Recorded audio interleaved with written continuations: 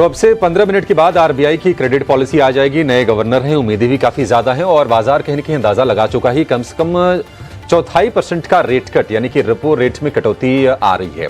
क्या RBI governor surprise करेंगे? अगर रेट कट मान लीजिए नहीं आता है तो बाजार उस पर किस तरह का रिएक्शन देगा, इस पर चर्चा करेंगे। और अगर रेट कट आता है तो फिर इकोनॉमी के लिए कितनी ये बड़ी जीत होगी और हमारी जो नजर होगी उनकी कमेंट्री पर होगी कि इन्फ्लेशन को लेकर, ग्रोथ को लेकर संजय मल्होत्रा क्या कुछ कहते हैं। हमारे एक्सपर्ट हमारे साथ जुड़ने शुरू हो गए हैं। मार्केट एक्सपर्ट सुनील सुब्रमण्यम हमारे साथ जुड़ गए हैं, जो म्यूचुअल फंड के दिग्गज हैं। इसके अलावा इंडिया रेटिंग्स के चीफ इकोनॉमिस्ट देवेंद्र पंत हमारे साथ हैं। सुनील कुमार सिन्हा इकोनॉमिस्ट हमारे साथ हैं और इसके अलावा कोटक एएमसी के फिक्स्ड इनकम के हेड अभिषेक बिसेन हमारे साथ हैं। आप सभी का बहुत शुक्रिया, स्वागत है 18 हाउस स्वदेश पर। देवेंद्र जी, पहले आपके पास आना चाहेंगे। सर देखिए, चर्चाएं हैं और अगर हम तो मार्केट से जुड़े लोग हैं तो अब कहीं ना कहीं बाजार की एक डिस्काउंटिंग मैकेनिज्म भी होती है। आप जरा ये बताइए कि क्या मान के हम चलें कि कम से कम 0.25% रेट कट आ रहा है आरबीआई की तरफ से, और ये भी बताइए कि क्या आधे % का भी सरप्राइज संभव है या फिर उसके बारे में नहीं सोचना चाहिए? देखिए, हमारा मानना तो यह है कि इस समय जो स्थिति है वो बड़ी फ्लूइड जो बोलते हैं वो है। ग्रोथ कम हुआ, माना अगले साल के लिए जो बोला गया वो ऑलमोस्ट सेम है 26 के लिए। पर इस समय जो सबसे बड़ी सिचुएशन है वो है एक्सटर्नल फैक्टर्स, और जिस तरह से रुपया लगातार वीक हो रहा है वो जो है आपको इन्फ्लेशन को बढ़ावा देगा, क्योंकि हम नेट कमोडिटी इंपोर्टर हैं। जितना हम एक्सपोर्ट करते हैं गुड साइड में, उससे ज्यादा हम इंपोर्ट करते हैं और वो आपके इन्फ्लेशन में और फिर इकोनॉमी में फीड इन होगा। हमारा ये मानना है, हम बाजार के में मेरे ख्याल से अब एक आधी लोग ऐसे हैं जो ये मान के चल रहे हैं और जिनको खैर कि पॉलिसी में इस बारी रेट कट देखने को नहीं मिलने वाला, क्योंकि जो अभी स्थिति है, टैरिफ वॉर जो यूएस ने चालू किया है, अभी तक हमारे इंडिया के ऊपर नहीं लगा है, बाकी देशों के ऊपर, कनाडा, मेक्सिको, चाइना के ऊपर ट्रंप एडमिनिस्ट्रेशन ने जो है वो आपका टैरिफ इंक्रीज किए हैं। अभी हिंदुस्तान के बारे में स्थिति थोड़ी वो क्लियर नहीं है, क्योंकि उन्होंने एक बार ब्रिक्स कंट्री को भी एक तरीके से धमकाया है कि भाई अगर आप अपनी करेंसी बनाने की सोच रहे हैं तो we will take strong action against you. तो जिस समय इस तरह की स्थिति है, क्योंकि हमें ये नहीं मालूम किस तरह करेंसी कितना आगे जाएगा, क्या स्टेबल होगा या बढ़ेगा या घटेगा, तो अनसर्टेनिटी वाली स्थिति में हमारे हिसाब से इस समय कोई स्टेप नहीं लेना चाहिए। परंतु जो स्टेप जिससे मार्केट को, मतलब मैं स्टॉक मार्केट की बात नहीं कर रहा, इकोनॉमी को फायदा होगा, वो ये है कि अगर हम किस तरीके से ample liquidity in the system की लिक्विडिटी बढ़ाएं, जिसका असर आप देखते हैं जैसे ही लिक्विडिटी ईज आउट होती है, लिक्विडिटी आपका कंफर्टेबल जोन में आती है, आपको overnight repo rate, call money rate सब में फर्क देखने को मिलता है और वो धीरे धीरे बाकी चीजों में फीड इन होता है। हमारे हिसाब से लिक्विडिटी को ईज करना है, क्योंकि अगर हमने रेट कट किया और लिक्विडिटी टाइट रही तो रेट कट का कुछ फायदा नहीं रह जाएगा। ठीक है, वैलिड पॉइंट सर। मतलब लिक्विडिटी सिचुएशन को सुधारने के लिए आरबीआई ने एक कदम भी उठाए हैं। 1.5 लाख करोड़ रुपए के आसपास की हमने देखा कि लिक्विडिटी बूस्टर दिया है। तरीका एक ये भी होता है, मतलब कई बार चर्चा होती है कि ठीक है आप रेट कट ना काटें, कहीं हो सकता है कि उससे इन्फ्लेशन को हवा मिल जाए, लेकिन सिनेरियो थोड़ा सा ठीक लग रहा था और सरकार का जो इंटेंट बजट में दिखा उसको लेकर उम्मीदें बढ़ गई। कंजम्पशन को बूस्ट करने के लिए सरकार ने कदम उठाए और 12 लाख तक की इनकम को टैक्स के दायरे से बाहर किया। लेकिन सुनील सर, आपके पास आएंगे, आप जरा ये बताइए बाजार के लिहाज से कि अगर रेट कट नहीं आता है, क्योंकि उम्मीदें बढ़ गई काफी, हम अपने डेटा में दिखा रहे थे कि 76% इकोनॉमिस्ट मान के चल रहे हैं कि 0.25% का रेट कट आ रहा है, क्या बाजार उससे निराश होगा? बिल्कुल। देखिए, ये तो हमेशा ही होता है कि पॉलिसी आने से पहले बाजार की कुछ उम्मीदें होती हैं, और अगर रेट में जो बदलाव है वो अपेक्षा के अनुरूप रहता है तो उसका पॉजिटिव असर होता है, और अगर अपेक्षा के अनुरूप नहीं रहा तो नेगेटिव असर होता है। परंतु मैं यहाँ पे अभी भी ये कहना चाहूँगा कि जो इस समय स्थिति है वो एक असमंजस की स्थिति है जिसमें क्लैरिटी नहीं है। कि ओवरऑल जो इन्फ्लेशन या इन्फ्लेशनरी ट्रैजेक्टरी जिसको हम कहते हैं उसका रुख क्या होगा। वैसे पिछली पॉलिसी के वक्त जो है आरबीआई ने ट्रैजेक्टरी के बारे में अपना विचार दिया था, परंतु तब से लेके अब तक हमने ये देखा कि जिस हिसाब से ट्रंप के आने के बाद तमाम जो है उन्होंने स्टेप्स लिए हैं और उसका असर जो अंतर्राष्ट्रीय अर्थव्यवस्था पे पड़ा है, खासकर जिस किस्म का कैपिटल फ्लाइट हमने इमर्जिंग इकोनॉमी से देखा है और उसका असर जो है वो हमारी करेंसी पे पड़ा। इन सारी चीज़ों को अगर हम उस परिप्रेक्ष्य में देखें तो आने वाले समय में इम्पोर्टेड इन्फ्लेशन का दबाव बना रहेगा।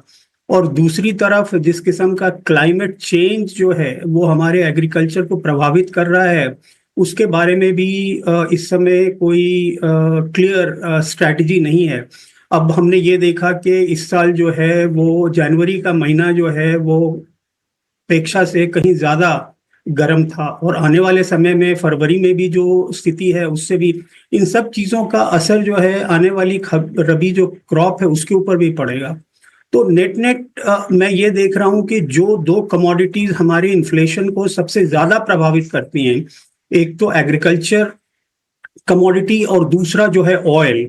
पॉजिटिव साइड ये है कि इस समय ऑयल की कीमतें इंटरनेशनल मार्केट में स्थिर हैं, परंतु अगर रुपया लगातार गिरता रहेगा तो हमारी इंपोर्ट कॉस्ट बढ़ेगी और उसका असर भी हमारी इन्फ्लेशन पे दिखेगा। तो इन्फ्लेशन जो है वो नॉमिनल एंकर है आरबीआई के पॉलिसी मेकिंग के लिए और उसके बारे में इस समय जो स्थिति है वो क्लियर नहीं है। तो ऐसे में मेरा भी मानना है कि इस समय जो उचित कदम होगा वो होगा कि स्थिति को जस के तस रखा जाए, यानी कोई चेंज ना किया जाए पॉलिसी रेट में।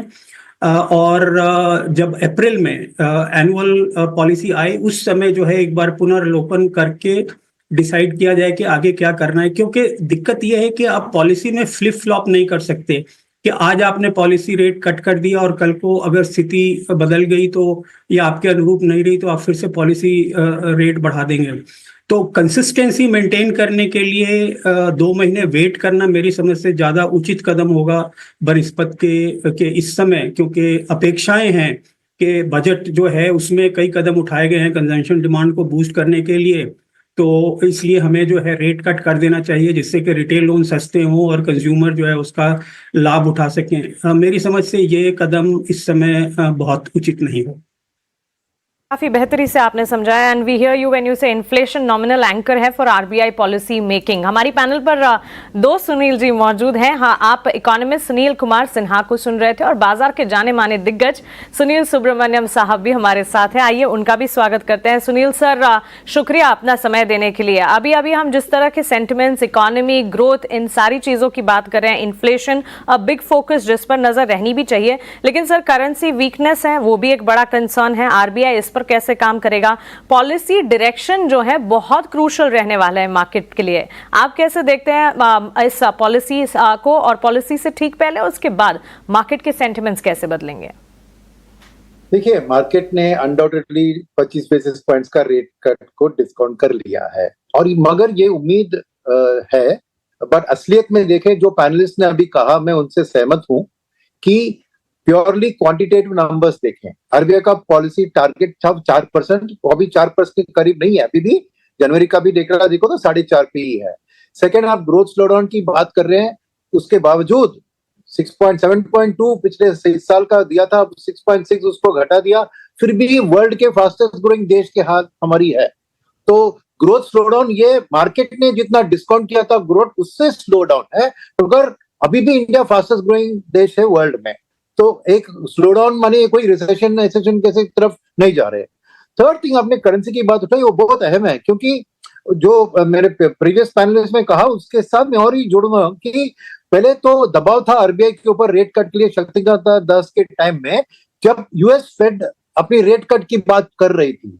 अब latest US Fed rate cut की पॉलिसी में उन्होंने रेट कट का कोई ऐलान नहीं किया है, बोले कि वेट एंड वॉच करेंगे। तो अगर फेड रेट कट नहीं कर रहा है और इंडिया ने कट कर दिया तो जो इंटरेस्ट रेट डिफरेंशियल है वो और बढ़ जाएगा, यानी रुपये पे और भी दबाव आ सकता है। और अब आरबीआई के हाथ में सबसे इंपॉर्टेंट काम है करेंसी को प्रॉपरली मैनेज करना और जो लिक्विडिटी डेफिसिट आई थी सिस्टम में, वो आरबीआई के काम के कारण नहीं आई थी, क्योंकि वो डॉलर खरीदने के लिए रुपये को सक आउट कर रहे थे।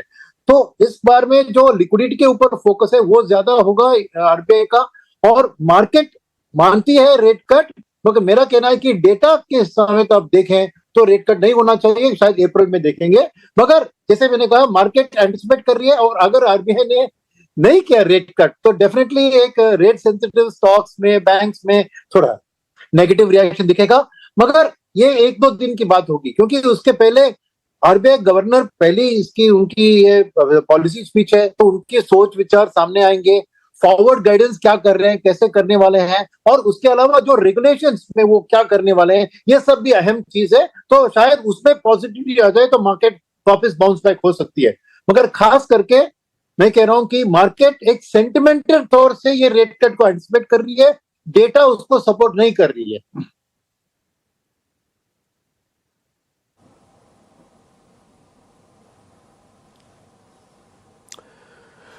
ठीक है, तो कुल मिला के सारे पॉइंट्स नोटिस हो रहे हैं, और यहाँ पे ठीक पॉलिसी से पहले सभी एक्सपर्ट्स ने अपना एक व्यू पॉइंट दे दिया।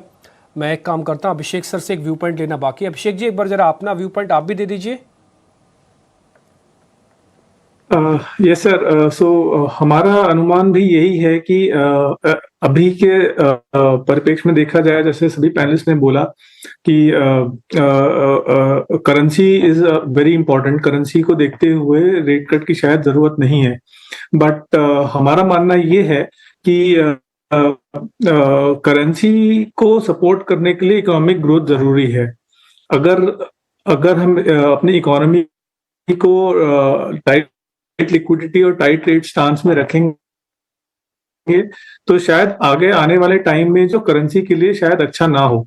सो इस स्थिति में ये होगा कि करेंसी पे दबाव और बढ़ जाएगा, और करेंसी को अगर देखा जाए तो सिर्फ डॉलर के परिप्रेक्ष्य में करेंसी शायद रुपया जो है वो थोड़ा वीक दिख रहा है, बट रुपया जो अदर करेंसीज के साथ देखें तो रुपया जिसको हम रियर इंडेक्स भी बोलते हैं, वो रुपया रीजनेबली स्ट्रांग है, it's not weakening as such. So उस पर्सपेक्टिव में देखेंगे तो रुपये से कोई इतनी ज्यादा गंभीर समस्या नहीं है, और जितना थोड़ा डिप्रिसिएशन हुआ है वो एडजस्टमेंट हुई है with we other currencies, so that हमारी जो एक्सटर्नल बैलेंसेज हैं वो बनी रहें। सो इंडिकेशन के तौर पे अगर आरबीआई रेट कट करता है तो ग्रोथ के लिए काफी अच्छा बूस्टर रहेगा, क्योंकि हमारी inflation is under control and around 4% है, और आगे आने वाले समय में भी अराउंड 4% रहने वाली है। अगर हम फूड इन्फ्लेशन देखें तो फूड इन्फ्लेशन के नंबर्स भी काफी अच्छे एनकरेजिंग है, क्रॉप प्रोडक्शन देखें तो वो भी काफी इंकरेजिंग है। तो उस पर्सपेक्टिव से देखें तो कोई बाधा नहीं है आरबीआई के सामने, बट जो रिक्वायरमेंट है इकोनॉमी को सपोर्ट करने के लिए वो अभी लिक्विडिटी की है। लिक्विडिटी की रिक्वायरमेंट काफी बड़ी है, और वो समस्या को अगर हम सुलझा लेंगे तो हमारी इकोनॉमी को अच्छा सपोर्ट मिलेगा। और उसके साथ अगर हम रेपो रेट कट भी देखें, हमारी एक्सपेक्टेशन 25 बेसिस पॉइंट की है, क्योंकि अगर लिक्विडिटी आती है तो रेट अपने आप एडजस्ट होता है। सो अगर आप लिक्विडिटी इतनी दे रहे हैं इकोनॉमी में तो रेट भी एडजस्ट करेंगे, तो वो एक अच्छा सिग्नल होगा, और it's a holistic policy for overall economic growth. Devendra sir, ये लिक्विडिटी की बात अमूमन सभी लोग कर रहे हैं, लेकिन लिक्विडिटी तो 15-20 दिन पहले एक बार आरबीआई इन्फ्यूज कर चुका है। क्या वो सफिशिएंट नहीं थी 15-20 दिन पहले, जब 1.5 लाख करोड़ रुपए के आसपास का लिक्विडिटी पंच हुआ? देवेंद्र सर, एक बार आपका टेक। देखिए, ये फिक्स नहीं है, सब डायनेमिक है, कितनी रिक्वायरमेंट है, कितना वो है। अगर आप देखें कि 1.5 लाख करोड़ उस समय सिस्टम लिक्विडिटी कोई 3 लाख करोड़ के करीब डेफिसिट चल रहा था।